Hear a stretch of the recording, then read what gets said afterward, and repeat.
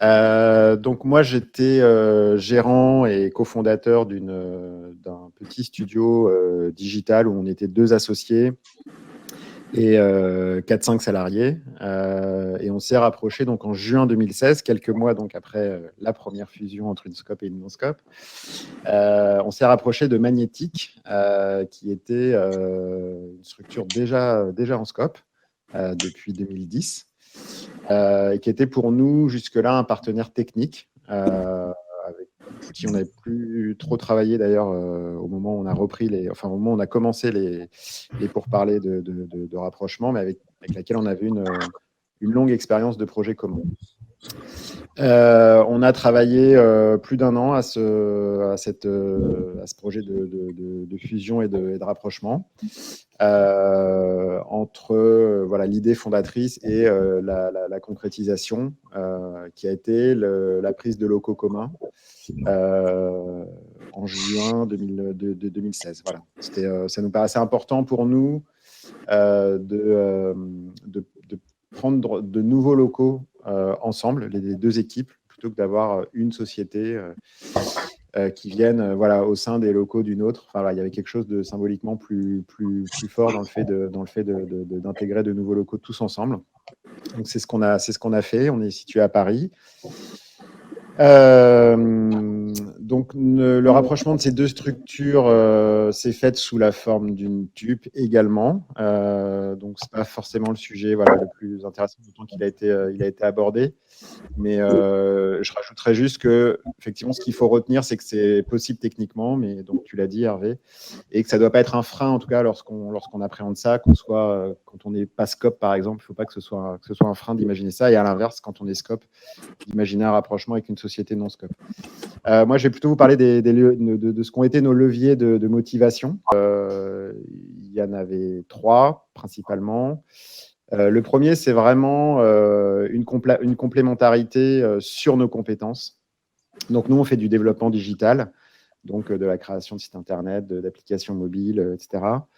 On avait une société qui était un petit studio digital plutôt orienté sur le design, un petit peu sur le conseil, le contenu et un peu de réalisation technique, mais avec un petit levier de production. Puisqu'on était 4 personnes, et Magnétique était une structure qui ne faisait que du développement, donc que la partie technique. Comme je l'ai expliqué, on avait déjà éprouvé dans des logiques de sous-traitance, co-traitance plus traditionnelles des projets ensemble. Donc il y avait une très forte complémentarité déjà sur nos métiers. Il y avait également une très forte complémentarité au niveau de nos clients, avec une problématique forte de particules interactives. En fait, nous, on était petits, on travaillait beaucoup avec un client qui s'appelait Orange, pour ne pas le citer.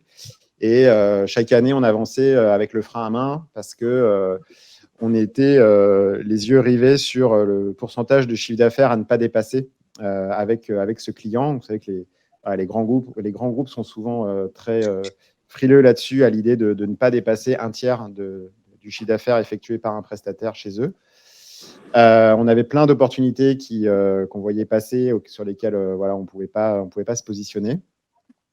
Donc déjà, mécaniquement, la fusion, elle a permis ça, c'est-à-dire qu'elle a permis de diluer ce chiffre d'affaires Orange dans un gâteau plus gros. Mais surtout, elle a permis d'aller répondre à des sollicitations sur des projets plus gros, plus techniques, à plus forte valeur ajoutée, et d'avoir les mains libres pour aller prospecter en interne voilà, des nouveaux projets. Donc, à la fois sur le plan de la limitation de ce chiffre d'affaires, et à la fois sur ce qui était devenu voilà, l'alliance de nos compétences au sein d'une même structure. De son côté, Magnétique avait également un volant de clients intéressant, mais ne traitait pas toujours en direct avec les clients finaux. Et c'était souvent un positionnement de prestataire technique en sous-traitance de grosses agences de com parisiennes. La fusion a permis ça, a permis d'aller se positionner en direct avec ces gros clients, fort de cette association de compétences d'une part, et fort de l'acquisition d'une taille critique aussi, ce qu'on a permis, en fait, voilà, on est passé mécaniquement à une structure de l'ordre de 20 personnes, multidisciplinaires dans le domaine digital.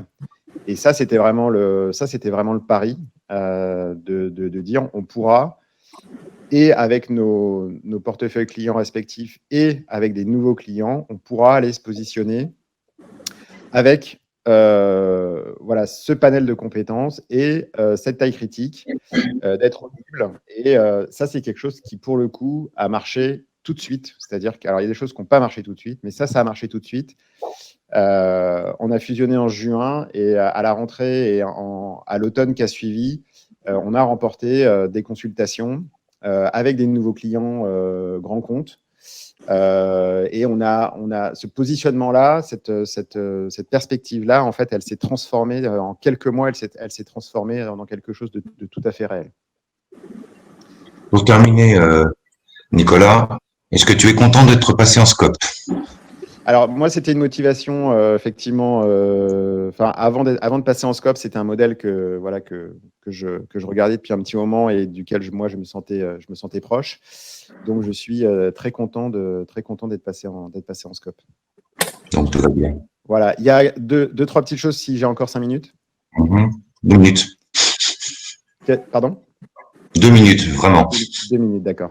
La troisième perspective qu'on avait, c'était aussi la motivation qu'on avait, c'était de se dire qu'on fabriquerait mieux les choses si on était sous le même toit, plutôt qu'en deux structures éclatées. Alors, pas forcément éclatées géographiquement, même si ça en fait partie, mais aussi dans des entités différentes, avec des enjeux propres, des plannings propres, etc.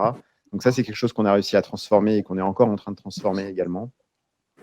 Ce que je voulais rajouter, c'est que tout ça a pu se faire aussi sur la base de valeurs communes entre les deux sociétés. Et je pense qu'un rapprochement comme celui-là, il peut se faire que si on a la même idée que sur des choses fondamentales. Qu'est-ce que c'est un projet? Qu'est-ce que c'est un client? D'avoir la même vision de ce que c'est qu'une relation long terme avec ses clients, toujours privilégier le long terme à des one-shots qui seraient éventuellement plus rémunérateurs.